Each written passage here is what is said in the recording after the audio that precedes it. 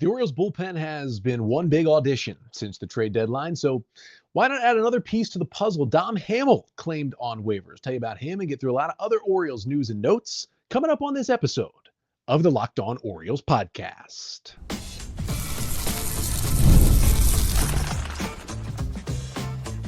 You are Locked On Orioles, your daily Baltimore Orioles podcast. Part of the Locked On Podcast Network, your team every day. Hey there, Orioles fans. Today is Tuesday, September 23rd, 2025, and welcome back into the Locked On Orioles podcast, part of the Locked On Podcast Network, your team every day. As always, I'm your host, Connor Newcomb. And coming up on today's episode, we're going to run through some Orioles news and notes with the O's having the off day on Monday night, their final off day of the 2025 season. We're going to talk about Dom Hamel, another reliever the Orioles claimed off waivers this week. We'll discuss some of the most recent roster moves that I've missed, as Carson Ragsdale was claimed by another team, Scott Blewett DFA'd, and Adley Rutschman is close to returning to the O's. Then finally talk a little bit about Charlie Morton and Cedric Mullins having not a great time with their new teams after being dealt by the Orioles at the deadline. But that's all coming up on this episode of the Locked On Orioles podcast, which is brought to you by FanDuel. Right now, new customers can bet just $5, and if your bet wins, you'll get $300 in bonus bets to use across the app. So download the FanDuel app today. So let's start with a new Oriole who has been added to the 40-man roster. That is 26-year-old right-handed pitcher Dom Hamel, who the Orioles claimed off waivers from the New York Mets on Sunday. Now, Hamill, he does have minor league options, and the Orioles did have one open spot on their 40-man roster when they claimed him, so they were able to claim him, immediately option him to AAA Norfolk, even though the Norfolk season is over after Sunday, and he just fills up that final spot on the 40-man. Now, who is Dom Hamel? Again, 26-year-old righty who the Mets selected in the third round of the 2021 MLB draft out of Dallas Baptist University and was DFA'd by the Mets last week. Now, Eric Longenhagen over at Fangraphs had him ranked number 22 overall prospect in the Mets system when he did his last Mets update in June, has him as a 40 future value player. Eric called him kind of a wide mix guy on the mound with some upside to get both lefties and righties out with a good fastball and a sweeper. And when he did the write-up, he was kind of already being transitioned from a starter to a reliever, sees him as kind of an up-down multi-inning guy out of the bullpen in the big leagues. Now, Hamill had just made his major league debut on Wednesday for the Mets. Did throw a scoreless inning despite allowing 3 hits, no strikeouts, no walks, 13 pitches. He threw 6 different offerings, did not get a single swing and miss. The Mets needed an arm. They used him for an inning and then DFA'd him off the 40-man roster to get some other pitchers back, even though he did have options. Now, Hamill in AAA this season, it's been kind of up and down. 31 appearances. He began the year as a starter, then transitioned to a reliever. So 11 starts and then 20 relief outings. And in 67 2/3 innings, he has posted a 5.32 ERA with a 4.92 FIP in AAA. Now, the strikeout to walk numbers are good. 25% strikeout rate to a 7% walk rate. That walk rate is by far a career low for Hamill. The K rate is actually up from last year as well. So those are certainly good signs for the 26-year-old righty. And it is a large mix. He threw 6 pitches in his big league debut. He's thrown 7 different pitches at some point in AAA this season. You want to talk about a large mix. That's about as large of a mix as you may find in most guys. 4-seam fastball at 93. It's got solid vertical action. He uses about 29% of the time. Then he's got a cutter at 88, gets a lot of soft contact on that pitch from righties and lefties, uses about 19% of the time. This is all usage numbers at AAA. His favorite 2 pitches, his slider at 85 and his sweeper at 82, 2 kind of different versions of his slider. They both get whiff rates near 40%. He uses them each about 15% of the time. He has a really good feel for spin. That's why he's got 4 breaking balls. And that sweeper is a pitch that teams, I think, have really keyed in on that could be a weapon for him. Also throws a sinker at 92, uses that about 12% of the time. Then there's 5% usage on a big looping curveball at 76 and a changeup at 85, which he'll toss out there to lefties from time to time. So not only is it 7 pitches, but it's 5 pitches he's using all at least 12% of the time. And he'll go start sometimes in AAA where he would throw 7 different pitches. Kind of wild. But he did kind of get moved to the bullpen. Now, the move to the bullpen didn't necessarily like gigantically cut his pitch mix down. You can see from him throwing 6 different pitches in his 1 inning in his major league debut, just mixing things up. At some point, if he's going to get back to the big leagues as a reliever, he will probably have his pitch mix cut down a little bit. The Orioles will kind of identify the pitches that work the best. But he was a starter in AAA. In 2024, Hamill, who was coming off a great 2023 season as a starter in AA, where he put up just gigantic strikeout numbers, 30% strikeout rate, had a 3.85 ERA. He was fantastic after a really good year in A-ball in 2022. Made the next transition, began the year in 2024 in AAA as a starter. Things didn't go as well. Had a 6.79 ERA in 27 starts at the AAA level. Walks went up, strikeouts went down. So he began this year back at AAA as a starter. Struggled again. They kind of moved into the bullpen where he had more success, which is where he earned that call up and that debut with the Mets. Was still pitching, multiple innings at a time out of the bullpen, but it transitioned to more of a relief role. Now, again, the Orioles did option him to AAA immediately. He has 2 option years beyond this year. And again, there's a chance, but not likely, that the Orioles call him up and he pitches in one of these final 6 games for the O's, just more of liking him, having space for him, getting into the organization, and then kind of seeing what happens in the offseason. The O's are going to have somewhat of a 40-man roster crunch this offseason. We've talked about it a couple of times. Not a good chance a guy who you claimed on September 21st is going to survive that 40-man crunch, but he does have options. Maybe makes it a little more likely. We'll see if the O's hold on to him. At worst, they try to waive him. He clears waivers. He stays in the organization going into next year, just not on the 40-man. That would be probably the goal for the O's, to get him into AAA and see what they can do with him, either turn him back into a good starter or refine him a little bit into a solid reliever. But they've done enough with some of these guys. The O's are going to try to keep him around. It's an interesting mix. It's a really good sweeper and slider. He's got a good feel for spin. It's a solid fastball. That is something you can work with. A guy who's 26, a guy with options, a guy who was a prospect. Half these guys don't amount to anything. Some of them stick around as depth. Some of them really pop. So TBD on which of those areas Dom Hamel will fall into. But he's a guy that people have liked as he climbed up through the Mets system. Just another one of the ton of good pitching prospects the Mets have had in their system over the last couple of years. The Orioles acquired a bunch of them in their 2 trades for Gregory Soto and Cedric Mullins at the deadline this year, and now they add Dom Hamel. Actually, I'd kind of looked at Hamel a little bit for a guy maybe the O's should be targeting in a trade. They get him on waivers this year anyway. A lot more names, news, and notes to get to coming up next. Adley Rutschman, maybe going to come back before this season ends. We'll talk about that and some more roster moves right after this.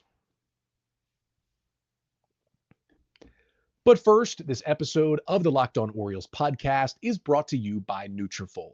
You've probably seen a million ads for hair growth products and thought, sure, like that one actually works. Well, there are so many products out there, it's hard to know which ones are actually going to do anything. That's why you should give Nutrafol a closer look. Nutrafol is the #1 dermatologist-recommended hair growth supplement brand, trusted by over 1.5 million people. And it's not just hype. This is a supplement clinically tested that targets the root causes of thinning and shedding with a proactive approach. And the easy thing about Nutrafol is it's simple to add to your day. 4 pills with a meal, no prescription needed.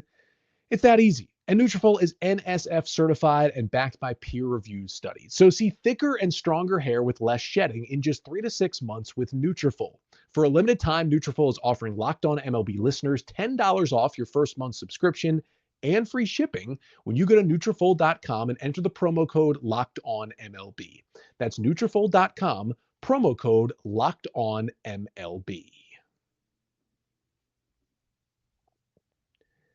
So we got some Orioles news and notes, some other ones to get to here on a Tuesday episode. Let's start with Adley Rutschman, who began a rehab assignment in AAA Norfolk on Wednesday. He ended up playing in 4 games through Sunday with the AAA season ending, but he did homer on Saturday along with 3 walks. He had a single and a double in the game on Sunday. Looks healthy out there, caught a couple different times. He's been out since August 18th with a right oblique strain.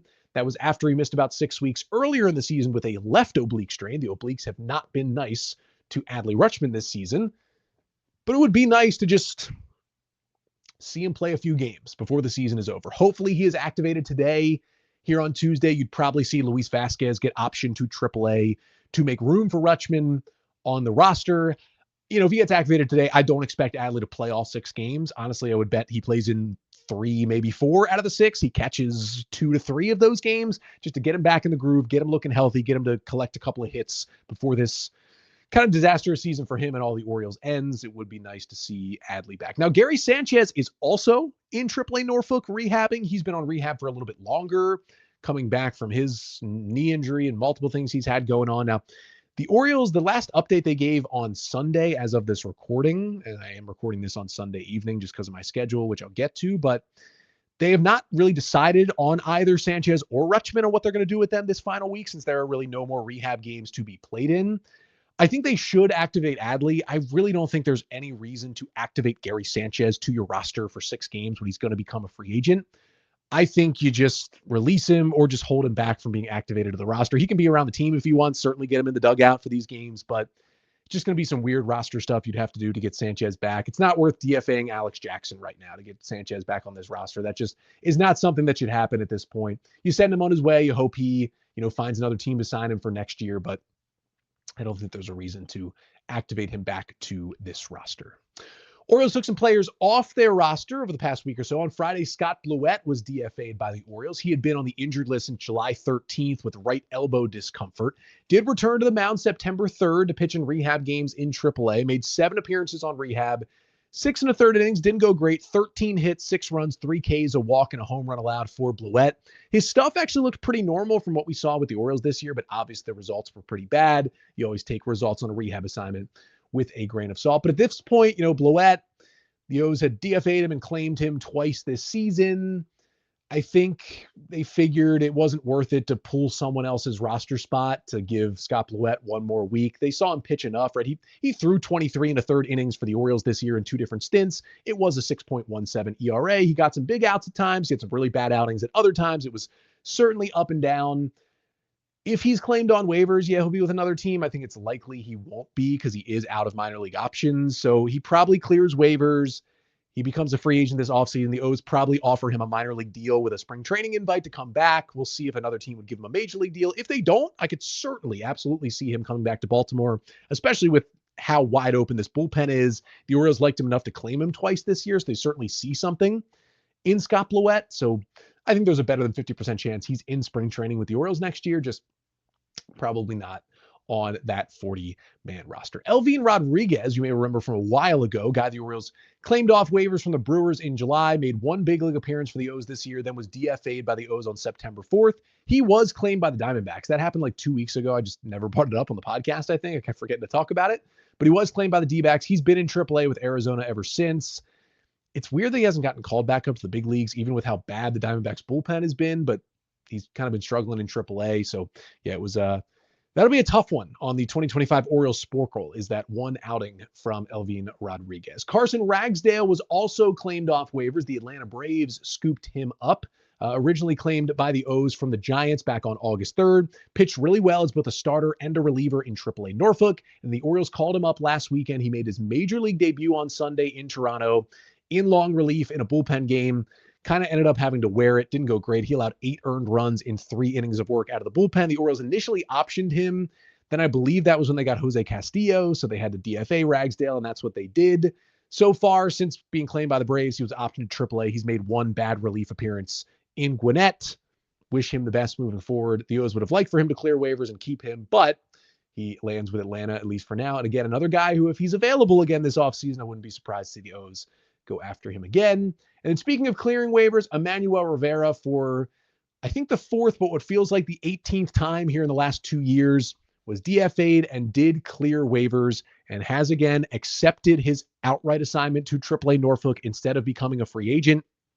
He will still have the option to become a free agent. He was DFA'd again by the Orioles September 16th when they got Jordan Westburg back. Of course, he has one of the coolest moments for the Orioles this year with that walk-off hit against the Dodgers in that crazy 9th inning comeback. But he'll have the chance to hit free agency, minor league free agency this offseason. I can almost guarantee you the Orioles will offer him a minor league deal with an invite to big league spring training to bring him back. He's not a great big leaguer, but they absolutely love having him as depth in AAA Norfolk for when they need it. And honestly, Rivera's kind of found a home just going back and forth between Baltimore and Norfolk. I definitely do not see another team offering him a major league deal. And I don't see many teams even offering him a minor league deal with a better chance at playing time that he might end up getting again with the Orioles next year if they have more infield injuries. I think there's been a kind of a good relationship between the O's and Rivera over the last year and a half. So again, expect a minor league deal, expect him back in spring training, expect him back in AAA Norfolk to begin the year next year. And then, I mean, it pretty much has to happen, right?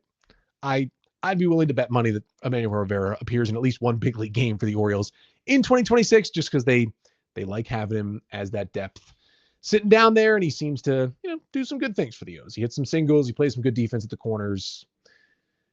It's totally fine with him being depth. If you're relying on him, things don't go well. If he's your depth, you feel fine about the spot that your roster is in.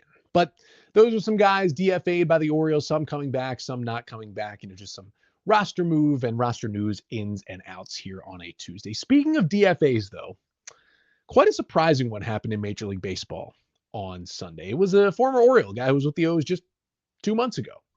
Charlie Morton, DFA'd by the Detroit Tigers. How did it get to that point? Just want to talk about that a little bit to finish off the show. Coming up next. But first, this episode of the Locked On Orioles podcast is also brought to you by FanDuel.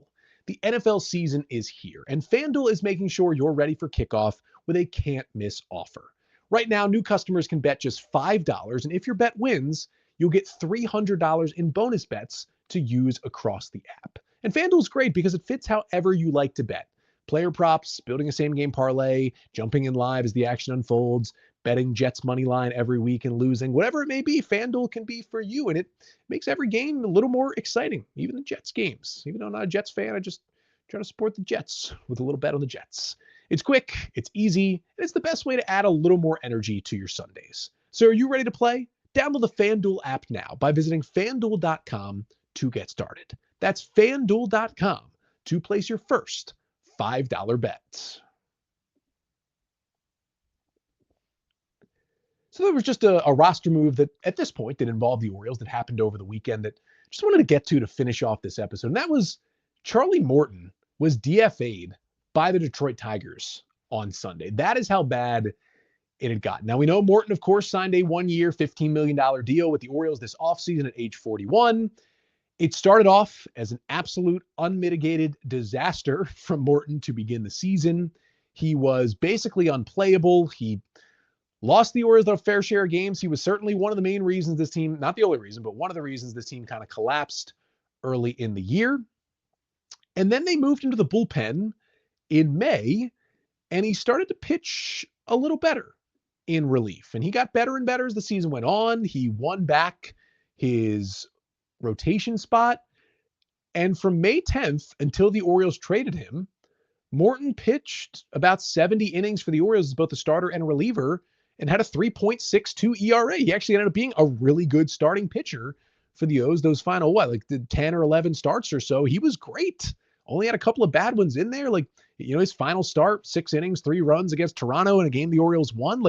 You would take the way he was throwing the ball at the end of that time with the Orioles. And surprisingly, as horrible as it was for Morton at the beginning, the O's were able to trade him. Now, it was a deal that came right before the deadline struck on that final day, and they didn't get much, right? They traded him to the Detroit Tigers, and they got one AA relief prospect back. It's not like, the Orioles were getting a top 10 guy from somebody's system. They got 23-year-old lefty Micah Ashman back in that deal. And to be fair, Ashman's been pretty good in AA Bowie. It's at a 1.02 FIP in 15 innings for the Bay Sox, struck out 23 and walked 4 without allowing a homer. So some good stuff from the left side from Ashman, ranked number 46 in the Orioles system right now. Really, really good slider. But he's a relief prospect who's a relief prospect. At the end of the day, relief prospects aren't worth a lot, right? That's what you get for 41-year-old Charlie Morton, who, although was pitching better, had his struggles.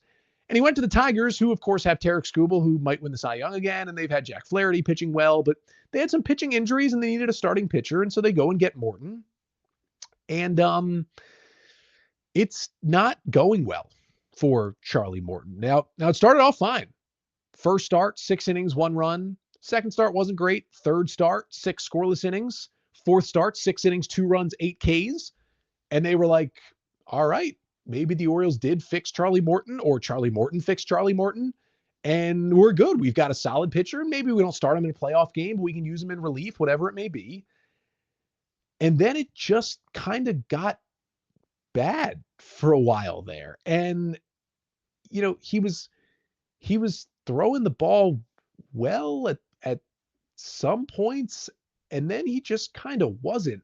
And he gets DFA'd by the Tigers on Sunday. In his last 5 starts with Detroit, Morton has thrown just 17 innings, allowed 24 hits, 22 runs, 18 Ks, and 15 walks. That is an 11.65 ERA in his last 5 starts. It finished out with him allowing 6 runs in just an inning and a third in his final start. That was Friday night against the Braves in what ended up being a huge game for Detroit, and they get swept this weekend. And the Tigers, who once led the Guardians by 15 and a half games in the AL Central, their lead at time of this recording on Sunday is just 1 game over Cleveland, and they have a 3-game series against the Guardians.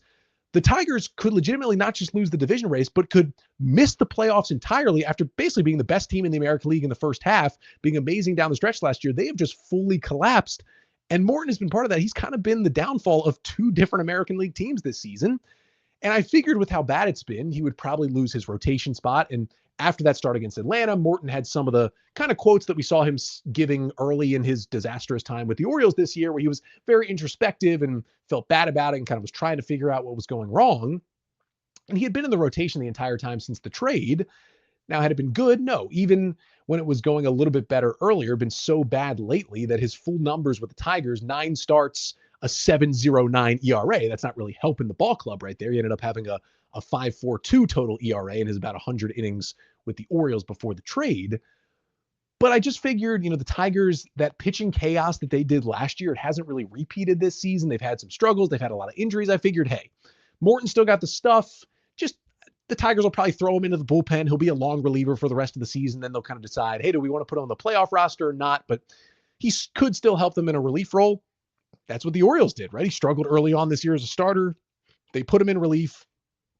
He at least gave them something in relief and earned a starting job back, and then was really good and allowed the Orioles to be able to trade him. But they didn't do that. They just DFA'd him. And the fact that they need pitching and they DFA'd him, that's what's even a little bit more concerning. And not only that, it's not like the Tigers, this would be different if, say, they had an injured pitcher, right, that was coming back. Like, say, Casey Mize was coming back from injury, somebody they needed.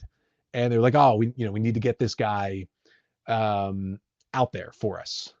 No, they DFA'd him so they could call up 32-year-old Tanner Rainey. Tanner Rainey, former Washington National, who was just dominant in being the guy who pitched in the most blowouts last year. It was crazy in his 50 games with the Nats, had a 4.76 ERA. He was terrible in the big leagues with the Pirates this year. Ended up with the Tigers in AAA and did have a 2.66 ERA in AAA in 24 innings. But 32-year-old Tanner Rainey is the guy you're going to DFA Charlie Morton for. And then Tanner Rainey comes up, pitches out of the bullpen for the Tigers on Sunday, faces 3 batters, hit, walk, comes out of the game without even recording a single out. That's the guy they DFA'd Morton for. I get Morton was terrible, but he's a guy who's pitched and had so much success in the postseason. Why, if you're the Tigers, do you not just put him in the bullpen for a little bit and try to get to the playoffs and see if he can help you there? Like, what a crazy downfall. And again, Morton hasn't said anything like he's retiring, but I feel like the way this ended, that probably means it's it for Charlie Morton. Is he's going to turn 42 here in November. Didn't end up being a great 2025 season. I can't believe that is how it's ended. And it's kind of trending in a similar direction for Cedric Mullins in New York. Of course, the Orioles traded Mullins to the Mets at the deadline. Mullins has been horrible. The Mets fans I talk to are not a big fan of Cedric Mullins. He's got 136 plate appearances with a 67 WRC plus. At least in Baltimore, he had a 105. He was an above average hitter, even with his struggles. But the strikeouts are up. The power is down. He's still stealing bases, but he hasn't been great in center field. He's not hitting at all. Jose Siri is now back for the Mets in center field, back from injury. Like, I don't think the Mets are going to start Cedric Mullins in a playoff game. He might not even make the playoff roster. And if he does, it might just be as a pinch hitter if they need it, or a pinch runner, I should say, not even a pinch hitter. So some of those are not going well. I'm going to do an episode in a couple of weeks where I break down all the trades the Orioles made at the deadline and kind of look how they looked, how they fared, at least in the 2 months after the deadline. But not going well for Mullins and certainly not going well for Morton. I can't believe that's how it's ended. I don't think anyone's going to claim him on waivers. That might just kind of be it for Charlie Morton for his big league career. Just what a weird way for it to end. I know it was bad, but I still can't believe that the Tigers DFA'd him for Tanner Rainey. Just weird stuff by the Tigers. Their vibes are terrible right now. And I think they might miss the playoffs entirely, which would be one of the biggest collapses probably in Major League history if the Tigers do not make it to October.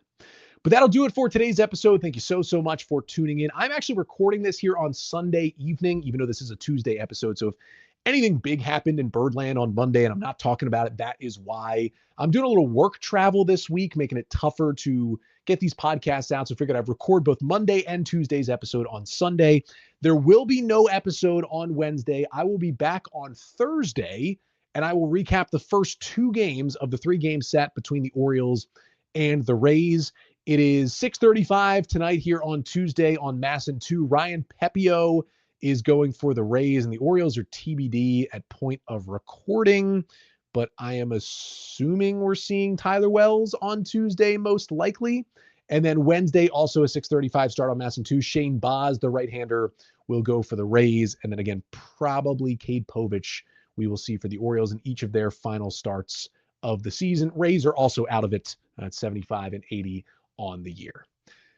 Make sure to recap or listen to the show. You can leave a 5-star rating and a review on Apple Podcasts. Really help us out. Spotify as well. Follow and subscribe to the show. Also, of course, like, comment, and subscribe to the Locked On Orioles YouTube channel. And if you have O's thoughts, you want to ask questions, mailbag questions, or you just want to give critique to the show, you can always email me. Always love getting emails, responding to emails. That's lockedonorioles@gmail.com. Again, no episode Wednesday. I will be back on Thursday recapping the first 2 games of Orioles and Rays and getting you any of the news I may have missed on Monday, Tuesday, and Wednesday. But until then, I'm Connor Newcomb, and this has been the Locked On Orioles podcast, part of the Locked On Podcast Network. Your team every day.